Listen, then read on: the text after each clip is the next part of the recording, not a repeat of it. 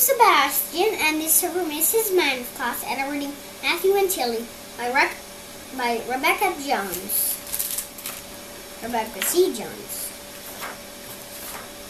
Matthew and Tilly were friends. They rode bikes together. They played hide and seek together.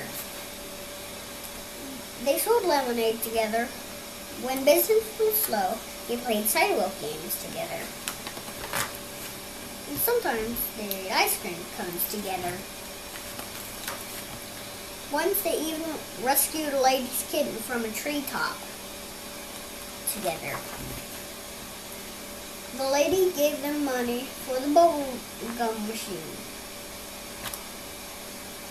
So later they chewed the gum together and remembered how brave they had been. Sometimes that Matthew and Tilly got sick of each other. One day when they were coloring, Matthew broke Tilly's purple crayon. He didn't mean to, but he did. "You broke my crayon," Tilly said in her crabbiest voice. It was an old crayon, Matthew said in a grouchy voice. It was ready to break. "No, it wasn't," Tilly said. "It was brand new crayon. And you broke it. You always break everything. Stop being so picky," Matthew said. "You're always picky, and stinky, and mean." "Well, you're so stupid," Tilly said. "You're so stupid and stinky and mean." Matthew stomped up the stairs by himself. Tilly found a piece of chalk and began drawing numbers on squares on the sidewalk by herself.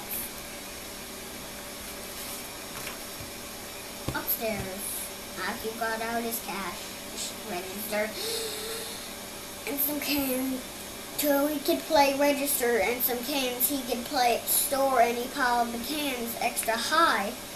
He put prices on everything. It was the best story he'd ever made, probably because that picky and stinky and mean old Tilly wasn't around to mess it up. But he didn't have a customer, and playing store wasn't much fun. A customer.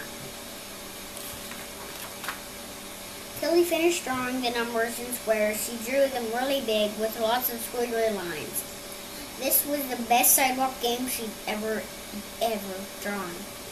Probably because that stupid old stinky mean old Matt wasn't around to mess it up. But she didn't have anyone to play with, and on the sidewalk game wasn't much fun without another player. Matthew looked out the window and wondered what Tilly was doing. Tilly looked up at Matthew's window and wondered what she was doing. She smiled, and just a little was enough for Matthew. "I'm sorry," he called. "So am I," said Tilly.